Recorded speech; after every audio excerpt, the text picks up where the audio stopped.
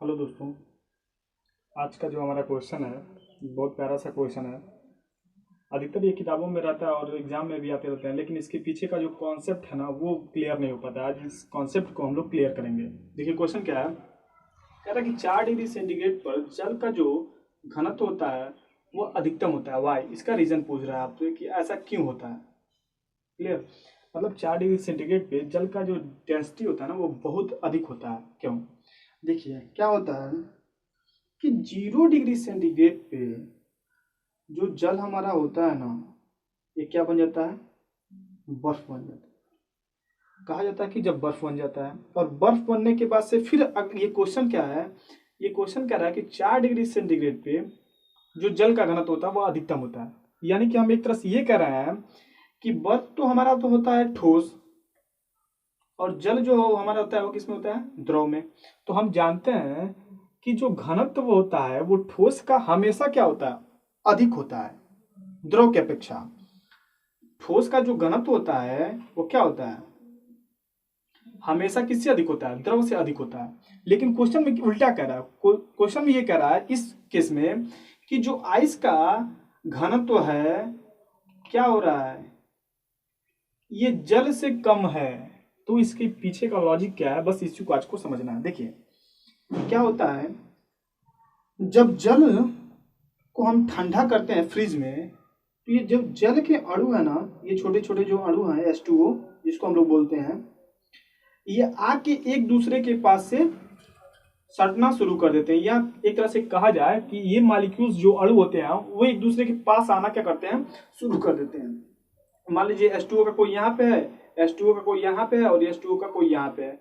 जैसे इसको हम लोग ठंडा करेंगे ना दोस्तों, ये एक दूसरे के पास से आके जमना स्टार्ट कर देते हैं। तो एक इसमें केस होता है क्या, उसका नाम क्या है? Hydrogen bonding. बस इसी से सब क्लियर हो जाएगा। हाइड्रोजन बंध जिसको बोलते हैं, ये हाइड्रोजन बंध क्या होता है? हाइड्रोजन बंध हमारा होता है जो ऑक्सीजन होता है ना, ये सॉरी हाइड्रोजन बॉन्डिंग जो हमारा हाइड्रोजन होता है वह 3 एलिमेंटों से अपने आप में बंध बनाता है। किससे किससे? ऑक्सीजन से, फ्लोरीन से और नाइट्रोजन से। ये 3 एलिमेंट से ये हाइड्रोजन क्या करता है? अपना बॉन्डिंग बनाता है, अपने बीच का एक बंध बनाता है। क्लियर।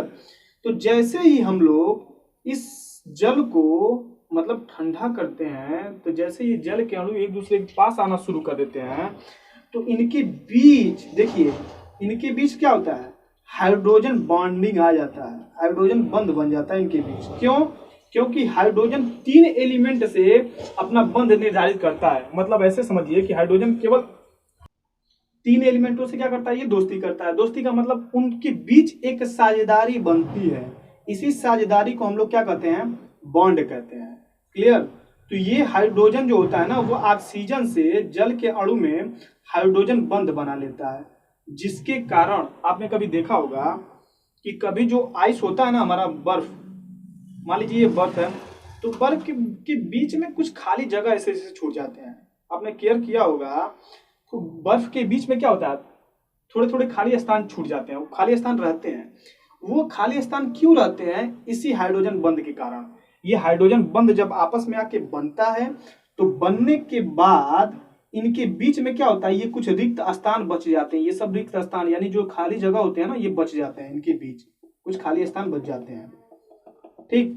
और जैसे ही इनको देखिए, ये 0 डिग्री सेंटीग्रेड पे सारी कहानी हुई है, क्योंकि 0 डिग्री सेंटीग्रेड पे जल जो होता है वो बर्फ बनता है।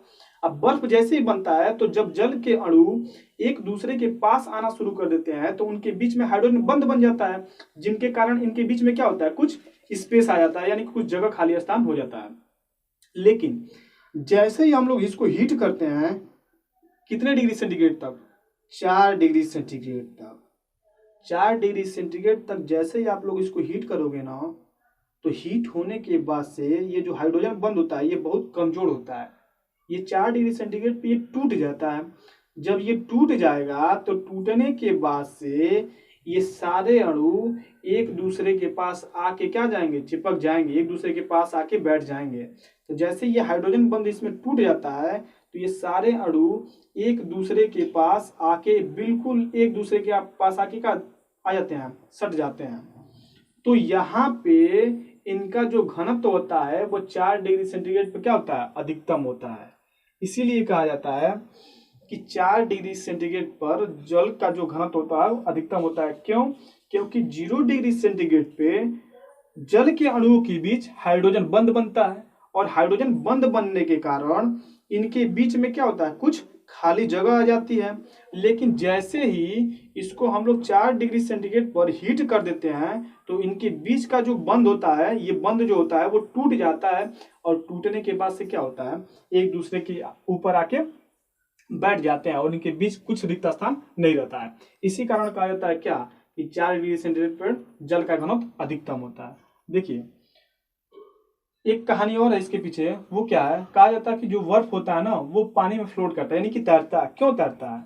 घनत्व का आप लोगों ने डिफिनेशन जानते होंगे। घनत्व बराबर क्या होता है, घनत्व घनत्व बराबर क्या होता है, द्रव्यमान बटे आयतन, यही तो होता है ना। तो देखिए अभी आयतन किसका अधिक है, मान लीजिए घनत्व बराबर होता है द्रव्यमान बटा आयतन, तो बर्फ का आयतन अधिक होगा कि जल का आयतन अधिक होगा। बेसिकली अभी हमने कहा कि जब बर्फ जमता है तो उसके बीच कुछ जगह खाली बच जाते हैं, जब जगह कुछ खाली बच जाते हैं तो उसका आयतन क्या होता है, बढ़ जाता है। तो जब उसका आयतन बढ़ जाता है तो घनत्व बराबर होता है मास, यानी कि द्रव्यमान बट्टे क्या, वॉल्यूम, यानी कि आयतन जिसको कहते हैं। तो मान लीजिए बर्फ का आयतन अधिक हो जाता है, जब बर्फ का आयतन अधिक हो जाता है तो उसका घनत्व क्या हो जाएगा, कम हो जाएगा। इसी केस में अगर जल के केस में हम लोग जाएं, जल के केस में जाएं तो घनत्व बराबर होगा मास अपान आयतन, यानी कि द्रव्यमान अपान आयतन। तो जल के केस में आयतन क्या होता है, उसका कम होता है, और जिसका आयतन कम हो जाएगा उसका घनत्व क्या हो जाएगा, अधिकतम हो जाएगा। और तैरने का नियम भी यही कहता है कि कोई वस्तु किसी पे तभी तैरेगी जब उस वस्तु का घनत्व क्या होता है, कम हो जाएगा। इसी कारण जल पे जो होता है ना हमारा बर्फ तैरता है। क्यों? क्योंकि जो बर्फ का घनत्व होता है वो जल के घनत्व से क्या होता है, कम होता है। इसी कारण क्या होता है, बर्फ जो होता है वो जल पे तैरना शुरू कर देता है। देखिए आज हमने दो चीज सीखा, क्या क्या देखा कि 4 डिग्री सेंटीग्रेड पे जल का घनत्व अधिकतम क्यों होता है ये देखा, और दूसरा ये था कि वो जो बर्फ होता है इसी रीजन के वजह से, इसी रीजन के चलते जो बर्फ होता है वो जल पे क्या करता है, तैरता है। क्लियर?